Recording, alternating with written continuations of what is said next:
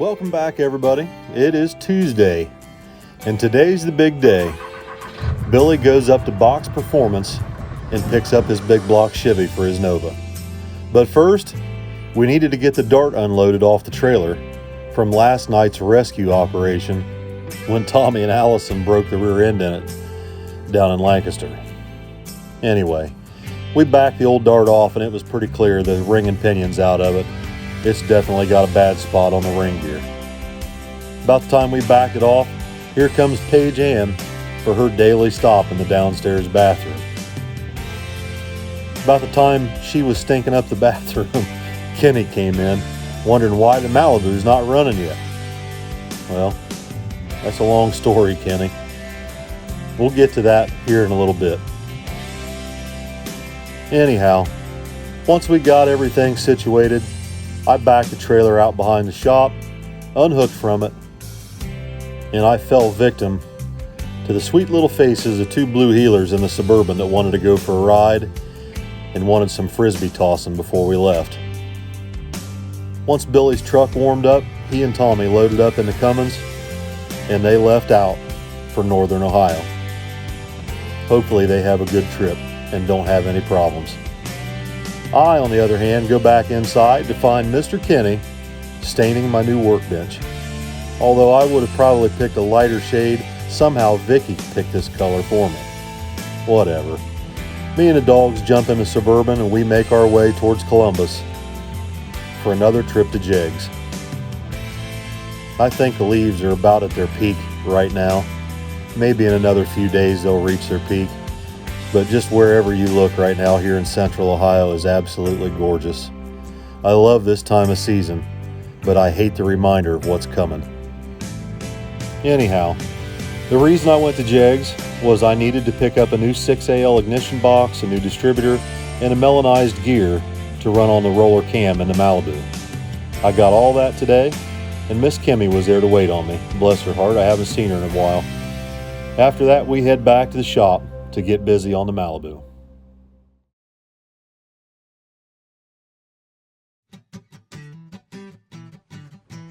By the time I got back to the shop, Kenny had put the second coat of stain on the workbench.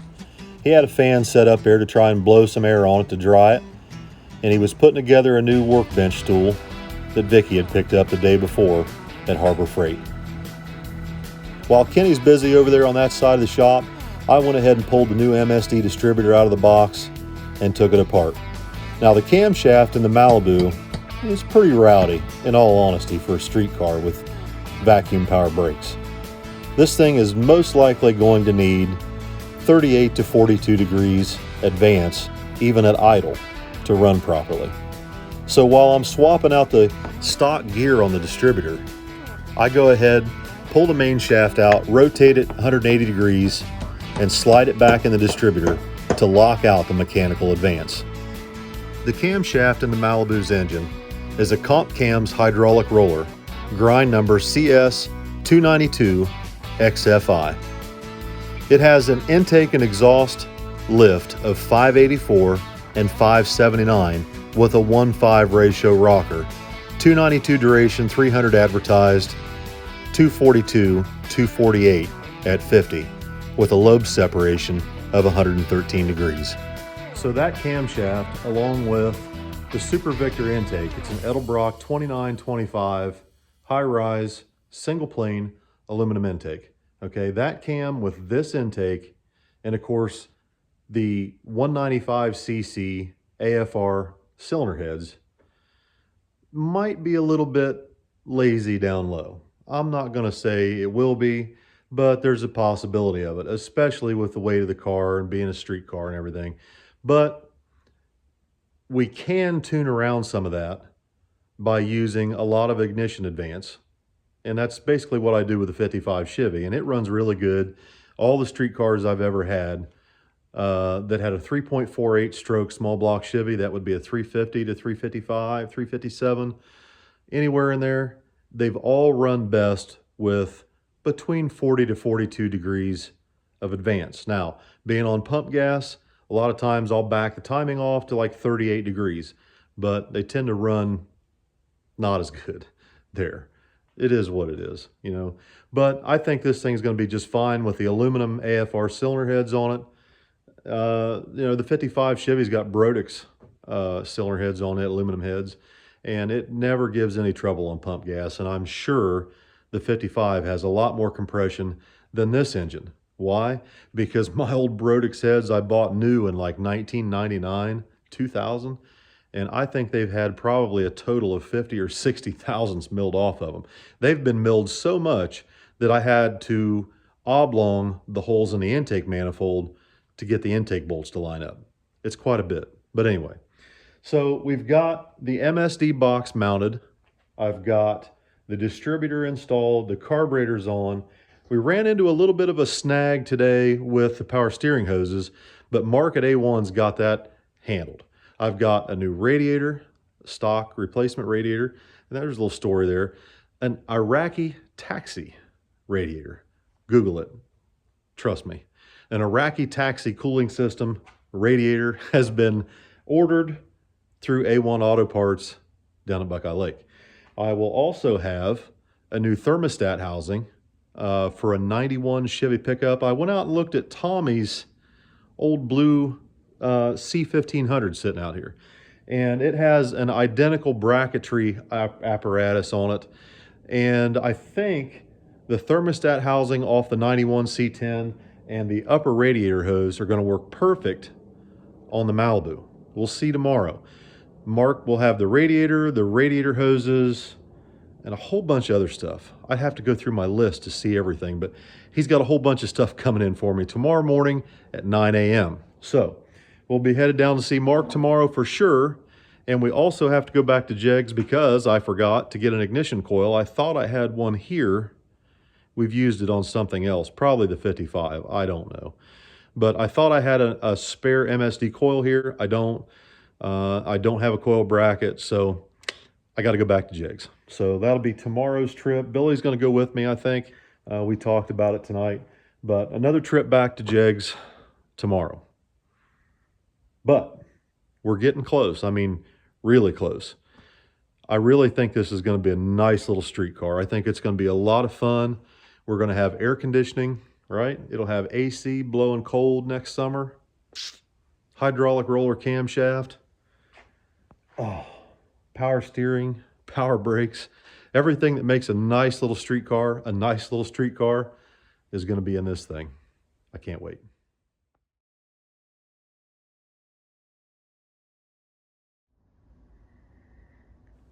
Okay, welcome back.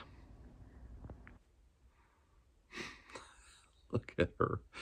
All right, so my night got interesting in a hurry tonight. I was once again mad as a hornet at my oldest son. So he swears that he told me that somebody was coming to buy that old red Chevy pickup truck laying out back. I don't remember that. And evidently these guys drove all the way over here from Indiana to come and get this thing. Well, it's sitting in the weeds out back, trees growed up around it, junk everywhere. I mean, it's a total disaster mess back there. Anyway, these guys show up tonight to come get this truck, and this guy walks up the driveway. He says, "Hey, how you doing?" I'm like, "Can I help you with something?" I don't know who this guy is. I've never seen him before. He's like, "Oh yeah, we're here to get that Chevy pickup truck sitting out back." Well, that's news to me. Cheese and crackers, man. It's dark as hell back there. You can't see nothing. Trees growed up around it, junk piled up everywhere. Oh, I was mad as... I don't want to say it. I was mad. I went back there with the excavator and I shoved trees over, pushed barrels and junk, and probably ran over four-wheeler wheels. I don't know what all was back there. I couldn't see. Junior never said a word to me today when he left to go get his engine up north. Never said a word, never a text all day. All I know is that all of a sudden Kenny goes back and robs the subwoofer and the speaker box out of the back of it. And I thought, That's interesting. Why would Kenny go do that all of a sudden today? Kenny never even said anything to me. But anyway, these guys show up here with the truck and trailer from Indiana. I drug that damn thing out of the weeds out back with a skid steer and shoved it up on the trailer, and away it goes. And Billy gets here just as they're getting ready to leave. I was mad as a hornet because the dogs were outside with me when these guys got here, and I've got this thing up in the air. I'm underneath the back of the truck with a skid loader, and I'm shoving it on the trailer. One of the back wheels is seized up, it won't turn.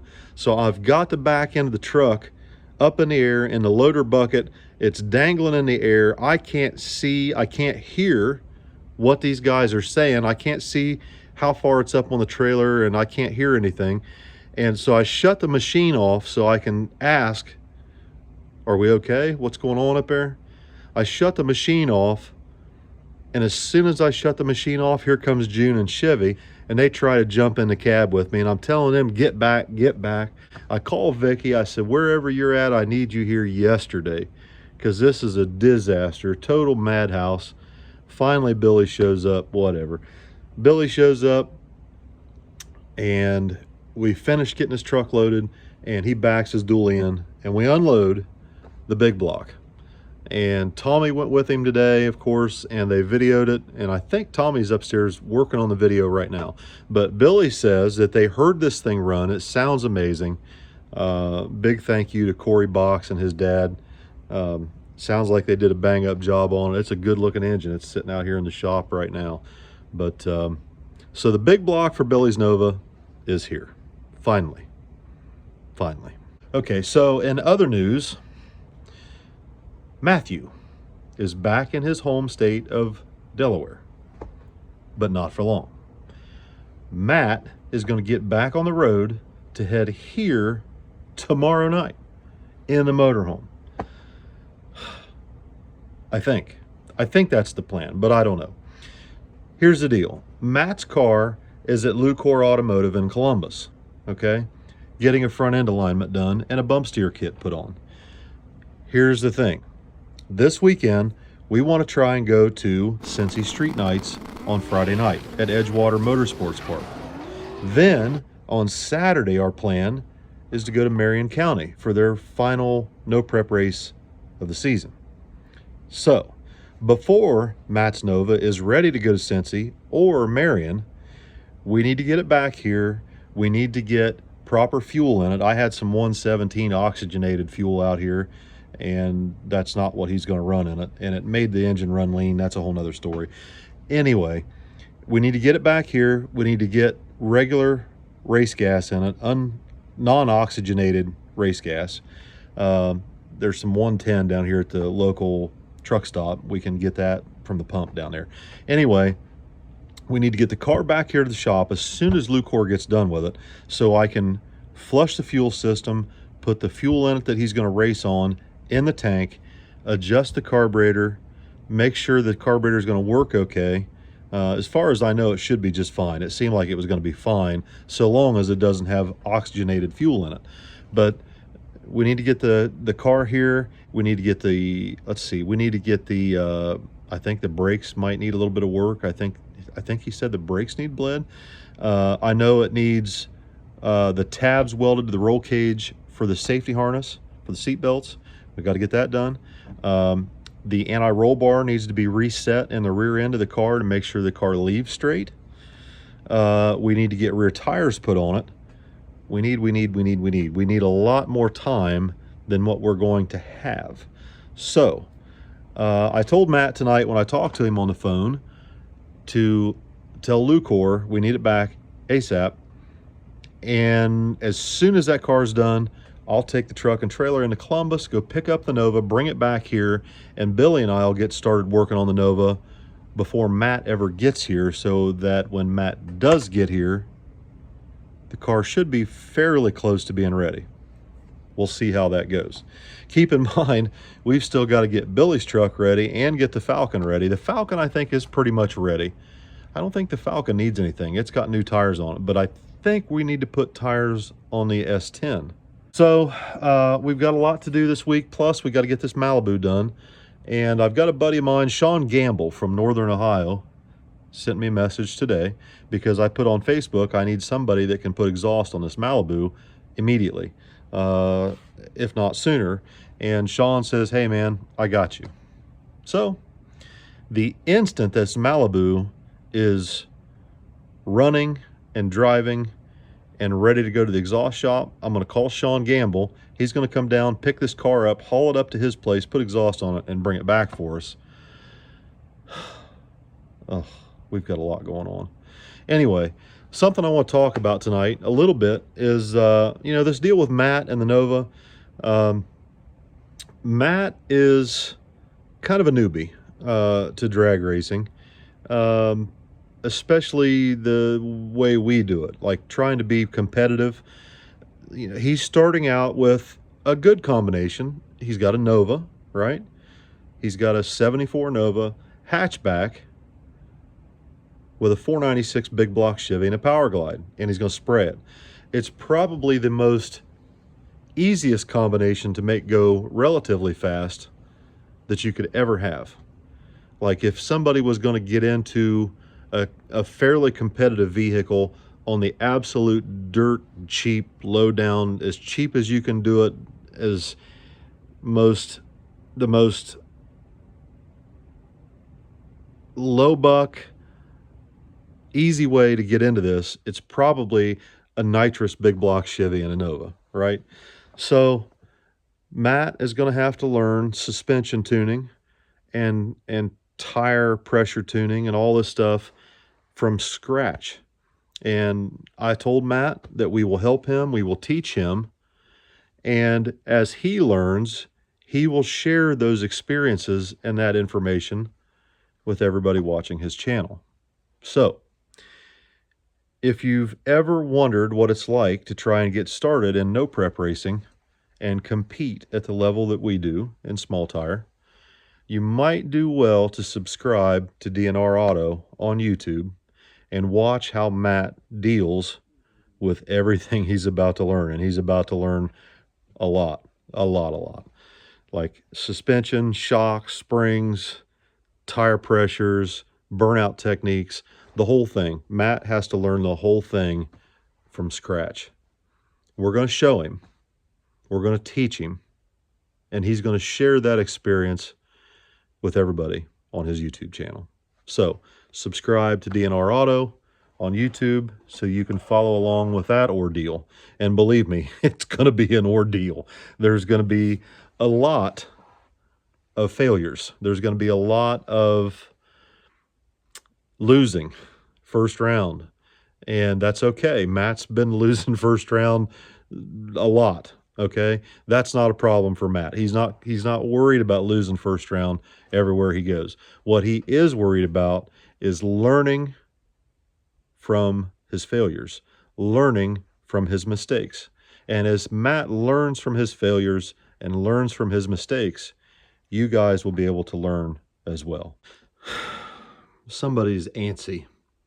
It's past her bedtime, and she doesn't have a bed out here. She would like to go in the house and snuggle up between me and Grandma. She's going to start yipping at me here in a minute. So guys, it's getting pretty late and I'm pretty tired. June pup here's pretty tired. We got a problem with flies. I'm sorry, baby. Got to deal with these flies somehow. Anyway, time for bed. I'm going to get this video uploaded and get to bed myself. We got a long day tomorrow and a lot to get done this week. Good night, everybody. Thank you for watching. Thank you for subscribing and sharing and liking and commenting on SRC Garage, Street Racing Channel, SRC Photo, and DNR Auto. Good night, guys.